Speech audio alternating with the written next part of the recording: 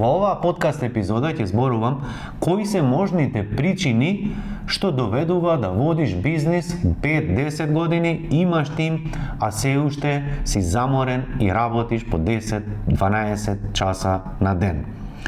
Често пати луѓето со кои што соработувам, кои што ги менторирам на менторскиот програм, доаѓаат токму поради оваа причина. Пробале една варијанта, едни луѓе, други луѓе, се менувале луѓето, значи одржувале состаноци, укажувале, се договарале, но некако оваа работа едноставно не им функционира. Што може да биде причината за тоа да ти работиш повеќе од сите луѓе во твојата компанија? Една од можните причини е недостаток на јасна организацијска структура.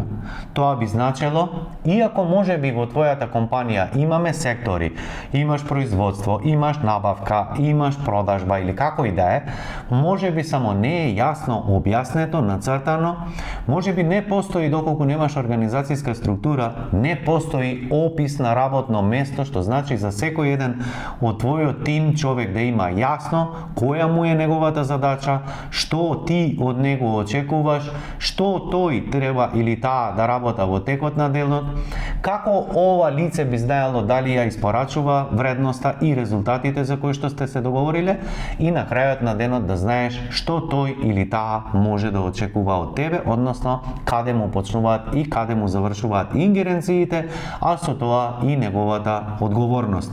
Следно што може да биде како причина, а тоа е втора работа, доколку имаш јасна организацијска структура, може би само ти недостасуваат јасни состаноци на кои што имате планирање на неделата, може би недостаток на јасна комуникација или третата причина која што најчесто се случува доколку имаш јасна организацијска структура, имаш јасен опис на работно место, права, надлежности и одговорности, може би само имаш недостаток во една вештина која што се вика делегирање.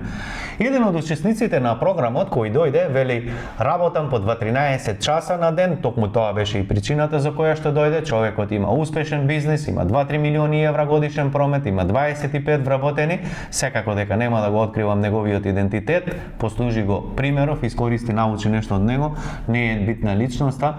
Човекот иако 20 години работи во неговиот бизнис, иако има 22 вработени во неговата компанија, некако се повторува 20 години, 20 вработени, 2 милиони евра промет, значи случајно е. Она што е симптоматично е човекот, значи 20 години компанија, одличен промет, одличен број на вработени, компанија завидна, но види само оваа мала вештина некаде ја пропуштал растајќи го неговиот бизнис, односно, иако држале редовни состаноци, тоа немало јасен распоред, јасни точки на дискутирање, заклучоци, кој треба да извести, што треба да извести, мерење, следење, како би знаеле дали луѓето ја работат задачата или не ја работат задачата. Значи, ако забележа до сега од овие неколку работи, она што може би ти недостасува и запиши си, доколку немаш јасна организацијска структура, без тоа, се ова што ќе го слушаш навамо ти е буквално неприменливо. Доколку имаш организацијска структура, а немаш опис на работно место, каде што пишува права, надлежности и одговорности, како изгледа на еден работен ден негов, пред кого одговара, кој е над него или под него, како тече комуникација, што очекуваш од него, зашто е одговорен и како треба да те извести понатаму, тоа само значи дека и оваа следна фаза која што ќе ја зборувам, третата точка, нема да ти врши работа доколку сето ова го немаш, а моето искуство вели дека дури 90% од луѓето кои што соработувам, или првото, или второто, или двете заедно им недостасуваат и ги немаат.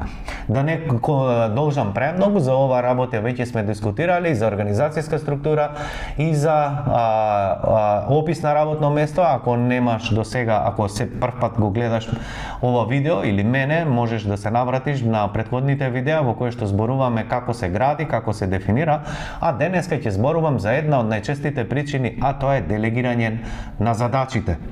Она што е интересно е следно. Често пати луѓето мислат дека како што самите можат да ја завршат работата, не постои втор човек во неговата компанија. И ова не ти го зборувам случајно или напамет, туку поминаа веќе стотици луѓе кои што ги менторирам, плюс 67 компании претходно работејќи како консултант. Она што е заедничко, што го гледам постојано дека се повторува кај предприемачите, е што не знаат како правилно да делегираат задачи. Па еве токму денеска ќе зборуваме за една од причините, а тоа е недостаток на делегирање. Прво, фаза за делегирање, би ти рекол и би ти дал еден совет, најпрво е свесност, а подоцна е промена, планирање па имплементација и промена. Што би тоа значило во превод? Доколку човекот не е свесен за грешките кои што ги прави, нема да направи ниту план, ниту промена, затоа што едноставно, кога јас или било кој, па и ти, доколку не си свесен за грешката која што ја правиш, ти нема ништо да промениш. Што значи, првиот чекор за делегирање на задачи, за да можеш утре да водиш бизнис со 2-3 часа дневно, а подоцна и неделно, првиот чекор е да научиш да делегираш задачи. Како правилно и како најлесно се делегираат задачи? Така што, ќе земеш лист и пенкало и секој ден ќе водиш една недела најмалку евиденција. Што значи евиденција? Ќе ги забележиш сите Божји работи во текот на денот и неделата кои што ги работиш сам, а сепак имаш луѓе во твојот тим. Во превод ова би значело: забележуваш дека ти ги информираш клиентите или им вртиш, договараш со станоци или не знам што, а имаш асистент до тебе, имаш човек од продажен тим, што значи, иако знаеш дека ова некој друг може да го направи, а ова го работеш ти, само запиши дека имаш пропуст во делегирање, односно закажување на состаноци. Доколку може би ти се бавиш и со продажба, се бавиш и со проектирање, надзор, изведба или како и да е, а твојот тим некаде подоцна појавува проблеми, значи не може да го ја заврши работата. Постојано тебе те препрашуваат на телефон, како е ова договорено, како е тоа договорено, како е ова договорено, како е ова договорено, што ти рече клиентот или дај ми детали, тоа само укажува дека може би немаш работен налог. Може би укажува дека пропушташ детали. Може би укажува дека твоето искуство е одлично во комуникација со други лица и клиенти, но може би тоа што ти го знаеш, не го запишуваш на хартија и им даваш многу слаби информации на твојот тим, недоволни или нејасни. Тоа би значело, оваа прва недела сега која гледаш оваа подкаст епизода, да ги запишуваш сите предизвици кои што ти се случуваат, а луѓето од другата страна, односно твојот тим, бараат помош или те препрашуваат како да им помогнеш да го решат истото. И овде се случува првата замка. Кога најчесто луѓето, ќе ја слушнат оваа вежба која што им кажувам, ќе почнат да запишуваат еден ден, а утре дента ќе ја заборават, а со тоа и го губат моментумот, односно ја губат целата слика, брзајќи веднаш да почнат да делегираат или да го применат ова што го зборувам. Затоа, немој да ја правиш оваа грешка, туку нека помине една недела да запишуваш се, значи да станеш свесен за широката слика, односно за секој сегмент во твојата компанија, за да видиш во сите сегменти што се случува. Во набавка, во финансии, во производство, во монтажа, во што и да се случува, маркетинг можеби или како и да е. Значи, најпрво скенирај ја целата компанија, а подоцна ќе поставиш приоритети кои задачи ќе вежбаш првично да ги делегираш. Значи, што прават најчесто луѓето проблем? Кога ќе слушнат некоја идеја, тие ќе направат блага анализа, значи во текот на денот ќе почнат нешто да анализираат, мислат дека готово е сега, ајде нешто да имплементирам, и со тоа повторно, само прашање за колку време повторно ќе дојдат во истиот циклус, ќе им стават етикета на луѓето, моите луѓе се неспособни, смотани се, вакви се, такви се, и подоцна ќе ја пропуштат приликата да ја решат еднаш за секогаш оваа проблематика.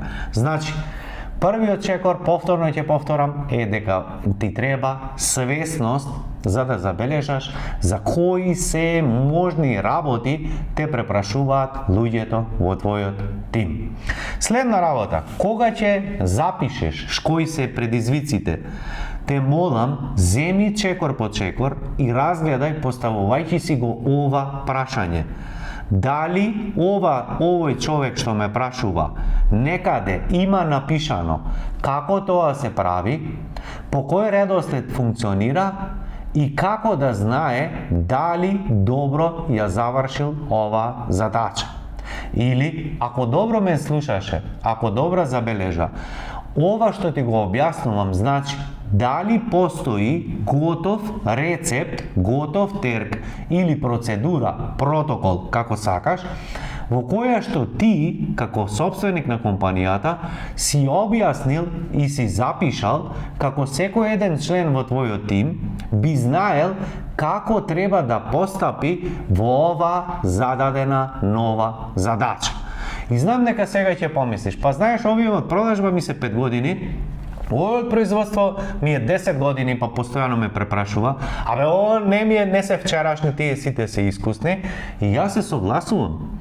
Но немој да заборавиш дека луѓето се научени да работаат и во хаос, и некој се снаоѓа добро, некој лошо, но доколку сакаш да изградиш самоуправувачка компанија во која што цел тим може да функционира без тебе, да не ти звони телефон, да можеш да одиш на одмор као господин и да го можеш и да го исклучиш телефонот или да го свртиш наопаку и да си уживкаш, без ова што ти го зборувам, јас ти гарантирам дека нема шанса никогаш тоа да се случи. Значи, што е поентата во ова што ти го зборувам? За секоја задача мора да постои протокол. Што значи протокол? Како ти тоа го работиш интуитивно или инстинктивно, како сакаш, што е тоа што ти го знаеш, а другите луѓе не го знаат, да го ставиш од мозок на хартија. Почни од најбанални, наједноставни работи. Ќе се зачудиш колку мислиш дека луѓето знаат или колку работи што ти ги сваќаш здраво за готово или мислиш дека се подразбира, дека луѓето и тебе те разбираат и знаат како тоа да функционираат. Секогаш кога во минатото сум работел консалтинг, а и денес со луѓето кои што ги менторирам, буквално започнуваме од самиот почеток, од наједноставни задачи. Затоа што во делегирање постои едно правило кое што мораш сега да го запишеш, а да се потсетуваш малтене секој ден за него. А првото правило во делегирање значи: не се делегира нешто за кое што не си сигурен дека оној на кој што му ја делегираш задачата знае како да ја заврши работата. Уште еднаш ќе го повторам, ова е многу важно. Не делегираш задача за која што не си сигурен дека другото лице не знае како да ја заврши работата. Најчесто овде паѓаме сите ние, па и јас истото го грешам, и подоцна го решавам преку истиот начин како што сега и тебе ти го објаснувам. Често пати ги гледам луѓето дека даваат задача некому, а не се сигурни за другата страна дека знае таа задача како е да ја заврши. Што тоа значи? Дека доаѓаме до второто правило, кое гласи: кој дава задача, кој делегира задача, обврската, односно одговорноста ја задржува. Што тоа значи? Ако ти си вработен во мојата компанија и јас ти делегирам задача, ти наредувам, ти издавам задача, за која што ти знаеш или не знаеш како да ја завршиш, дали ти ќе ја завршиш таа работа како што треба или нема да ја завршиш таа работа како што треба, јас сум одговорен, значи како човек кој што ти ја делегирал задачата, или во превод: ако ти си ја завршил задачата, јас сум одговорен, заедно сме постигнале резултат. Ако ти не си ја постигнал бараниот резултат, односно не си ја завршил работата, не си ти виновен или виновна туку јас сум одговорен што сум ти ја доделил задачата за која што јас не сум бил сигурен дека ти целосно знаеш како таа задача треба да се сработи. Ако добро ме забележа, јас овде барам 100% одговорност. Затоа што најчесто од луѓето со кои комуницирам на дневна основа, забележувам дека често пати прстот им е насочен кон вработените. Тие се неодговорни, не слушаат, мрзеливи се, вакви се, такви се. Секогаш ние може да ги обвинуваме другите луѓе, но ако го игнорираш правилото број 2 во делегирање, дека ти си одговорната личност што ја делегира задачата, тогаш само ја пропушташ приликата да превземеш одговорност, да го направиш сето ова што денес ти го зборувам и утре никогаш не мораш да се враќаш да решаваш едните исти задачи. Сега малку ќе ти искомплицирам, ама прегледај ја оваа подкаст епизода ако треба 2-3 пати, за да ја сватиш суштината, затоа што ти гарантирам, нема таков човек кој што од еднаш готово ќе му кликне и све ќе ме разбере што сакам да кажам, бидејќи ти пренесувам 20 годишно искуство од стотици клиенти веќе, гарантирам дека најчесто луѓето слушаат тоа што им одговара. Меѓутоа, ако ја преслушаш оваа епизода еднаш, 2 пати, 3 пати со ладна глава, ќе забележиш стотици зборови или принципи кои што сум ги искажал, но ти и не си бил или била во можност истото ова да го перцепираш, бидејќи ти се премногу податоци наеднаш. Мозокот не сака да троши енергија, бргу сваќа, бргу резонира, но дали е тоа што треба, што сакам да ти го пренесам или не, токму на ова сакам да обрнеш внимание. Значи, она што сакам да ти ја кажам следна работа. Прво, ти кога делегираш задача, ти ја задржуваш одговорноста. Ти ја задржуваш одговорноста зошто? Ако си вработал човек, а не работи како што треба и не си задоволен, не е вработениот крив. Ти можеби не знаеш да вработуваш луѓе, не знаеш да одбереш кадар, можеби немаш организацијска структура, може немаш права, надлежности, одговорности и опис на работно место, или се ова го имаш, но можеби не знаеш да делегираш задача. Но повторно ти си одговорниот. Значи, секогаш кога работам со луѓе, се што е добро или лошо, се што функционира или не функционира, јас за соработка барам 100% одговорни луѓе кои што прифаќаат дека ако нешто функционира, тие се заслужни, ако нешто не функционира, повторно тие се заслужни. Ако ова го свари, сега ќе одиме делегирањето да го научиме многу едноставно. Она што е важно за делегирање, во однос на големата слика, не само да доделиш задача некому и да се убрза работава, а ти немаш проблеми, току доколку сакаш да изградиш самоуправувачка компанија или како американците ја нарекуваат self-managing company, потребно е да сватиш една работа. Секој еден човек на светов што доаѓа е различен и не постојат двајца исти луѓе.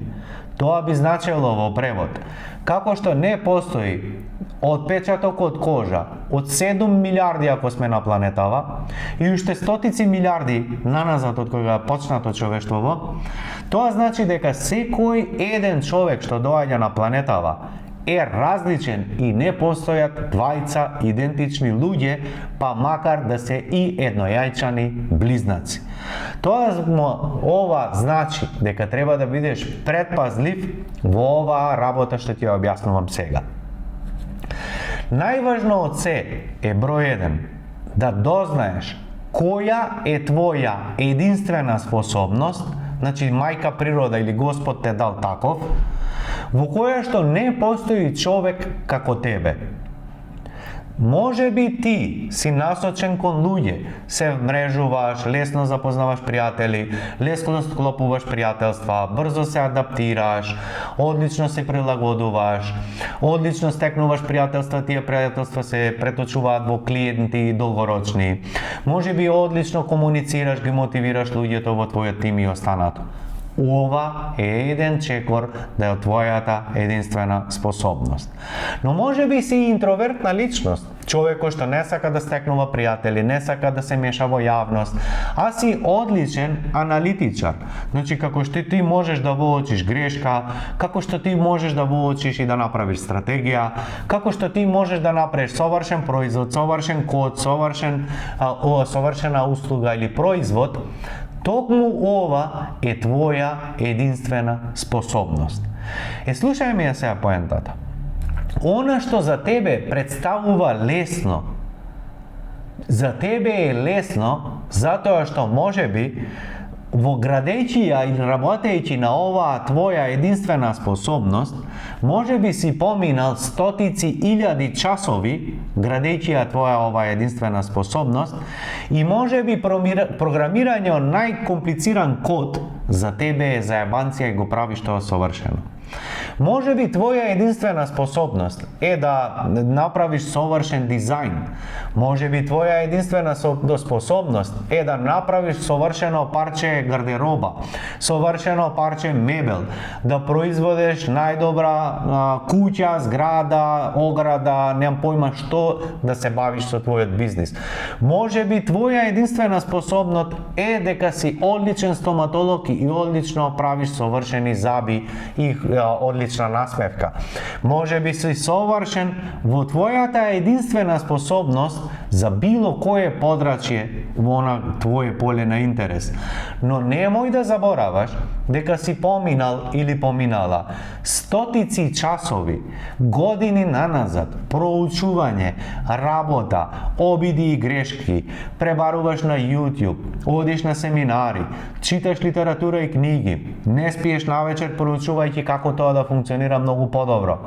Но сети се, ако е ова твоја единствена способност и тебе ти изгледа лесно задачата која што ја делегираш, тоа може би не значи дека е идентично лесно за лицето на кому што ја делегираш. Тоа што може би ти работиш совршен архитектски план, може би совршен што и да е, и делегираш некому да нацрта, да се јави на телефон, да договори состанок, да препаркира возило, да произведе X, не знам што. Може би тебе ти изгледа совршено лесно, но сети се дека доколку тоа не е нечива единствена способност и не вложил толку напор како тебе и интерес, тоа значи дека ова лице се е во ред со него, но може би токму тоа е причината зошто тоа што тебе ти изгледа лесно, за ова лице е премногу комплицирано. И токму овде доаѓаме до правилото број 3, дека тебе не ти е потребен совршен тим, не ти е потребен тим од експерти, иако тоа е одлично долгорочно, не ти е потребен тебе тим од експерти, не знам, вонсеријски, кои што ќе работаат не знам како. Прво тешко ќе го изградиш, второ и да постојат тие луѓе веќе се ангажирани или имаат свој бизнис или како и да е, нормално дека тенденцијата твоја е да во иднина направиш таков тим, но верувај ми, за да дојдеш до 1 милион евра промет, 10 милиони евра промет, 1 милион евра годишна добивка, тебе не ти е потребен совршен експертски тим, туку потребно ти е организацијска структура, опис на работно место и да научиш да држиш редовни состаноци во кои што секој дневно, секоја недела ќе ги едуцираш твоите луѓе да зборувате на ист речник, да се подразбира за она што е тебе едноставно и кога ќе почнеш да делегираш задачи, пред да делегираш задача, да бидеш сигурен и си го поставиш прашањето, дали ова лице на кому што ја делегирам задачата знае во целост да ја изврши оваа работа или едноставно не. Доколку одговорот е не, тоа значи дека ти е се уште да доделиш некому таква задача. Сега доаѓаме до чекор 4, а тоа е: подели ги или размисли ги задачите за целиот тим и пронајди во што си сигурен дека тие луѓе знаат кога ќе им дадеш задача, истите тие луѓе да ја завршат, но кога ќе имаш една недела анализа што е тоа што те препрашуваат постојано и прават грешки, сети се дека се е во ред со луѓето, само ти треба да направиш протокол како тоа ти знаеш дека може да се сработи и дава резултат, но другите луѓе не знаат. Што значи, доаѓаме, гледај до следното правило, а тоа значи се што знаеш одредена задача како се завршува, треба да ја запишеш на хартија, да го претвориш во протокол, во документ, да седнеш да му го објасниш нему или лицата, доколку повеќе луѓе ја прават истата задача, да бидеш сигурен, односно сигурна, дали луѓето ова го разбрале. Кога си сигурен, одиме на чекор 5, а тоа значи дека следен пат пред фазата последна му даваш задача да ја заврши, треба да му ја доделиш задачата, но гледај ја цаката. Тоа лице ја работи задачата, а ти од страна наблудуваш, гледаш дали ова лице ги следи чекорите кои што ти си ги запишал или не, сугерираш како правилно треба да работи и кои се последиците доколку работи така или не работи така, и го менторираш, односно се осигуруваш дека во иднина оваа задача за која што сега си вложил напор да ја совлада или научи, следниот пат кога ќе му ја делегираш, да бидеш сигурен или сигурна дека ќе ја заврши перфектно. Затоа те молам, изназборев многу, прегледај го оваа епизода за да ме сватиш и запишеш како точно чекор по чекор се делегира. Или во превод, еве ќе ти дадам една метафора за да бидеш сигурен дали добро си ме разбрал и го дознаеш процесот како се делегира задача. Најпрво имаме човек кој што нема појма што значи таа задача и како се решава. Во случајов ќе речеме дека е чирак. Доаѓа практикант или почетник, нели, дошол во фирмата и он не знае како тоа се прави. Народски кажано или занечиски, тоа е чирак, нема појма. Како изгледа чиракувањето? Така што го гледа мајсторот како работи, помага, слуша, но не работи. Помага, слуша, гледа, но не работи. Ова е првата грешка која што прави секој предприемач. Така што новите вработени, наместо да ги менторира и да ги воведе на работно место, да гледа, да помага, но не да работи, тие веднаш ги пуштаат на работа и после века овој го бива, овој не го бива. Да одиме по-конкретно. Што ми ја помине фазата, гледам, разбирам, слушам, чепкам, помагам, веќе оди во фаза 2. Или тоа во занечиски реченка е калфа. Што значи? Полесните задачи му ги даваш самостојно да ги работи, но и понатаму гледа како мајсторот ги работи овие задачи во иднина. И нормално дека го менторираш. И доаѓаме до фаза 3, кога овој калфа или сениор, како сакаш изрази се, денеска има современи модерни изрази колку сакаш, овој јуниор, сениор или како и да е понатамо, кога ќе се осигураш дека поминал до одредено време, дека се ова што го зборуваме, таа задача, оваа задача, го ја совладал, ја научил, си сигурен дека може да ја работи самостојно, доаѓаме до чекорот 3, а тоа значи дека сега му делегираш задача, му веруваш и понатамо си ја работи таа задача. Доколку овие 3 фази ги немаш право да делегираш некому другому задача и при тоа да се лутиш доколку некој не ја завршил ова задача. И ве ја тајната број 5, како ова изгледа во пракса. Најпрво, тргаш од фактот дека нема појма. Бидејќи луѓето не знаат што се ти работиш во фирмата, ставаш се на хартија. Почни од најмална зајабанција, од најмал чекор. Стаја на хартија, запиши ги чекорите, објасни му на човекот, повежбај, полека. Фаза 2, он работи, ти гледаш, и фаза 3, Он работи, ти му веруваш и нема потреба понатамо да го контролираш ова лице. Колку побрзо направиш во сите сектори, во сите сегменти, на тој начин доаѓаш до квалитетен тим, бидејќи сам си го изградил, кој што работа по протоколи, кој што сам си ги изградил, и на тој начин доаѓаш до најлесниот начин во кој што е најголема главоболка на предпримачите. Често пати велат, абе не слуша, абе 5 пати зборуваме, абе вакви се, абе такви се. Абе како да го отпуштам, знаеш, има ова, има тоа, влегуваме во емпатија и на крај тражиме проблем кај што не постои. Слушни ме сега внимателно. Кога ќе ги имплементираш сите системи во твојот бизнис, кога ќе извршиш едукација на твојот тим, кога луѓето знаеш, си им изготвил што треба да работа, сигурен си дека знаеш да ги следат чекорите, значи се веќе способни. Сега кога делегираш задачи, само поставуваш KPI или метрика, како би бил сигурен кога ова лице треба да заврши една задача. Ако е минута 2, супер, ќе ти каже одме, шефе, завршив. Меѓутоа имаме бизнеси кои што работат у фази. Една фаза 1 месец, другата фаза после 3 месеци, па чекање, многу лесно оваа делегирана задача или проект некаде може да потфарли. Што тоа значи?